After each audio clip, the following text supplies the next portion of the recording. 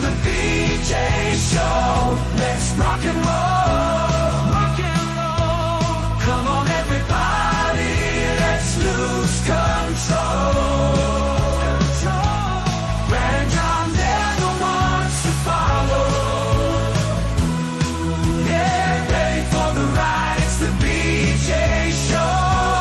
BJ Show. John, have you ever heard the phrase, better late than never?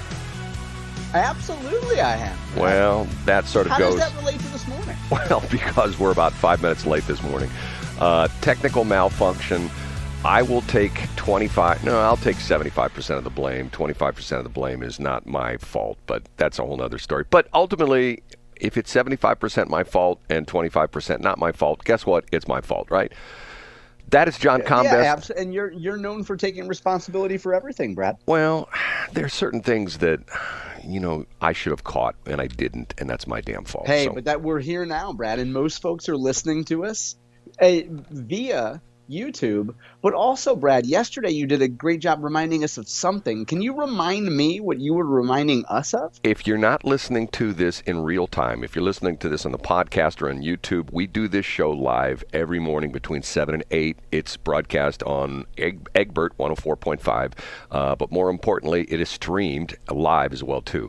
Then we take the show, we chop it up, put it on the internet, and it's usually up by 9 o'clock in the morning on the podcast and also on YouTube. But once again, and it's interesting because the reason I mention this is because sometimes people just think this is just a podcast. And I'm not saying just a podcast is not good, but it's more... But it's derogatory. Sure, I understand that. It's an insult to people who only do podcasts. I understand. Right. It would be like if Tracy's station was just a podcast station. We'd say, well, it's just a podcast station.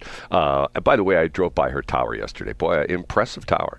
And that's what happens when you have Pastor Brad essentially pray for you. And I prayed, she prayed for a 300-foot tower. I prayed for a 500-foot tower. I think we ended up with like a 480 or something like that. So once again, nice. Not only can you find the videos there, but you can go to our Instagram page. You can find that every day at johncombest.com.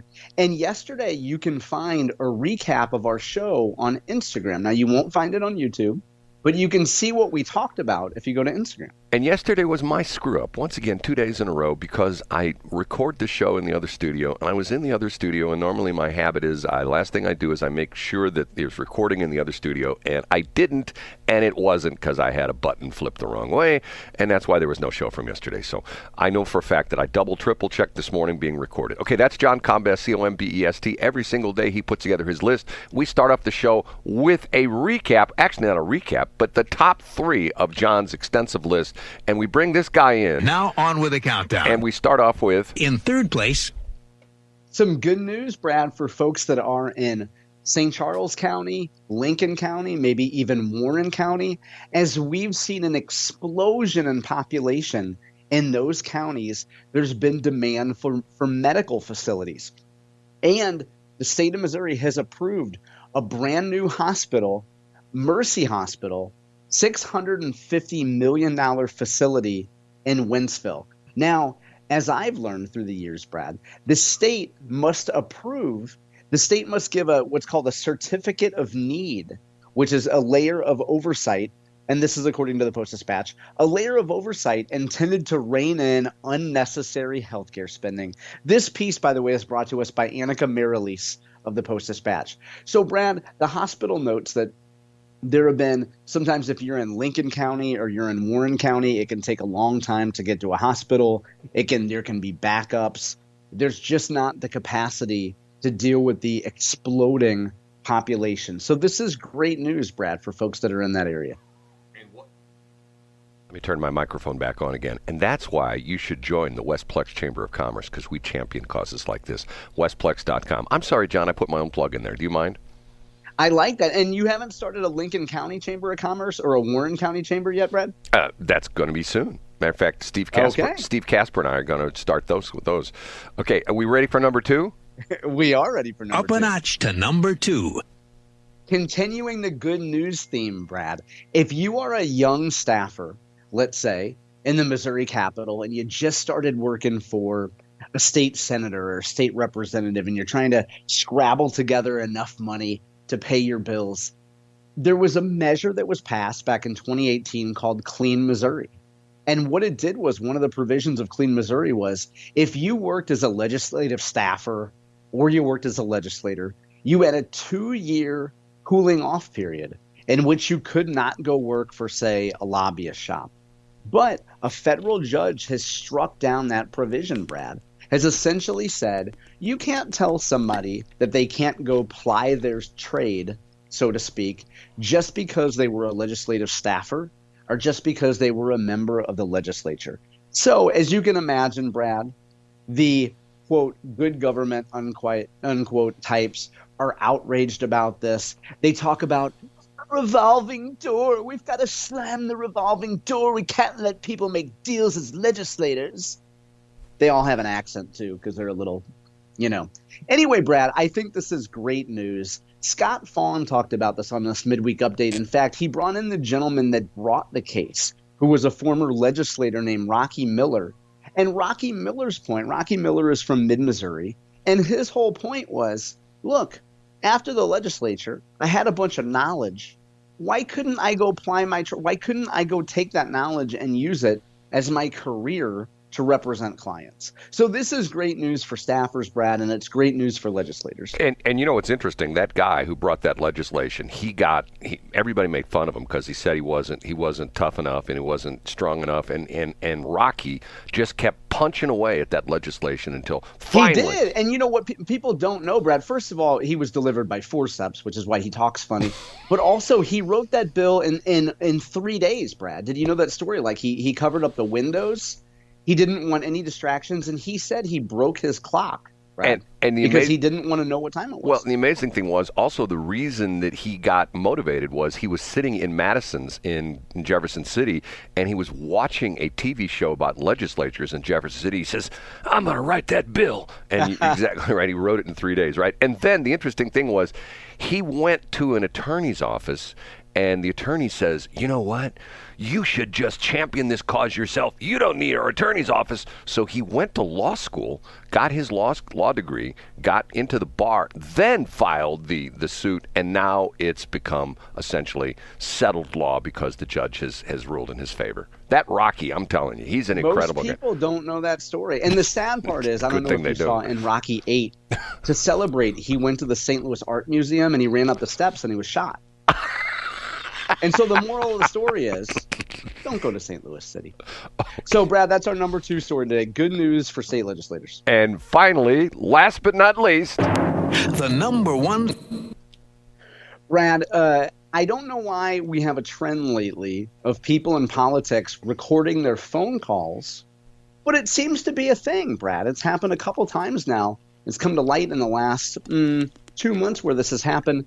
Did you happen to see or hear the Wesley Bell, Cori Bush phone call, Brad? I did not. Is that on the internet now?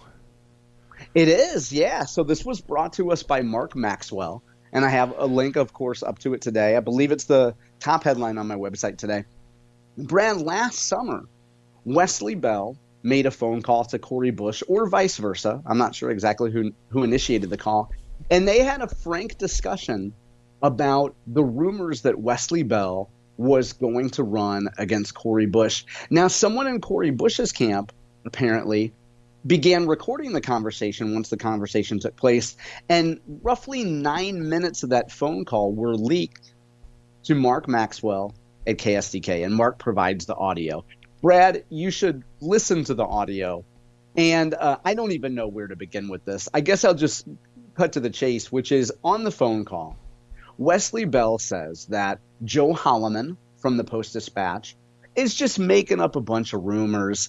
And you can't trust Joe and you can't trust Jane Duker because, they're in cahoots. I think there are a lot of narratives, I think, that Jane talks about that end up in Joe Holloman's columns. I think that's the part of what Wesley is saying here. Anyway, so they rag on Jane Duker and they rag on Joe Holloman. And Wesley Bell says, look, I'm not running against you, Cori. All this is a bunch of BS. I'm running for Senate, Cori. And so Cori Bush also says that she'd be happy to start, doing what she can to help Wesley Bell in his Democratic primary for U.S. Senate. I guess, Brad, the surprising thing, and I would be interested in your take if you do choose to listen to this audio. I didn't go into this thinking that I would listen to the audio and find Cori Bush to be a sympathetic figure. But I don't know how you listen to this phone call, Brad, and don't come out thinking, well, Wesley seems really disingenuous here. You know, so that's my recap of it, Brad. I will listen to that today. It's on the KSDK website then? Yeah, correct. And the best way to find it is just go to my website. And I found it actually, there's a woman on who tweets, who is a Cori Bush supporter named Danielle Spradley. I saw her tweet. So I always like to give credit to the places that I saw it first. And then that led me to the Mark Maxwell piece. But there's so many layers here, Brad. And I think that one of the criticisms of Wesley Bell had been when he pivoted from running for U.S. Senate to running for Congress, he didn't give people a heads up. Now, you can make the argument that, you want to surprise people. You don't want to have a lot of people in politics are, let's face it, chatty patties, Brad. And you tell one person and suddenly everybody knows that you're changing races. But I don't know, for Wesley to tell Cori that he's not going to run and then surprise everybody down the road by running against her. I don't know, Brad. I would love a Republican or a libertarian pal of mine to explain to me why Wesley Bell should be a sympathetic character in this. John, you mentioned something very controversial there that I don't think a lot of people know. As a matter of fact, you breaking news there. What's that? You said that Wesley Bell was changing races. Is he going to become white? Is that what it's going to be? He is. Yeah, actually, he's becoming a Hasidic Jew, which confirms that AIPAC really has gotten to him, because a lot of people thought that maybe he was, AIPAC had been looking for a candidate to run against Cori, and they weren't sure. And he's actually the first Hasidic Jew to ever come from the Blackjack area, Brad. I don't believe he's from Spanish Lake. I think he's from Blackjack. He was converted actually at Kitty's Corner. They had a ceremony there. I won't say, but they do have a foreskin drink at Kitty's Corner now named after Wesley Bell. Oh God! I wonder if he ever got his hair cut at Ronnie's barbershop. Then he would really be a good guy. Okay. I don't think so. I think he went up the hair spectrum up there off of Venom, Brad. They do both women and men, and his haircut looks a little swishy these days. John and Brad talking NOCO. Okay. Okay. We have to take a break. Hey, this is the shortest A block ever, Brad, but we got it in. And it's all my damn fault. It's all my damn fault. Okay. Thanks for checking out the Brad and John Show podcast. This segment of the show is brought to you by John Combest's book, Stalking, Harassment, Internet Trolling, A Guide to Recovering and Rebuilding After Online Attacks. It's a great reference if you've ever been the unfortunate target of a social media attack. It's available on Amazon. Just search John Combest. That's Combest, John Combest, and the book will show up in your search results. Now it's time for another segment of the Brad and John Show. Can you handle it?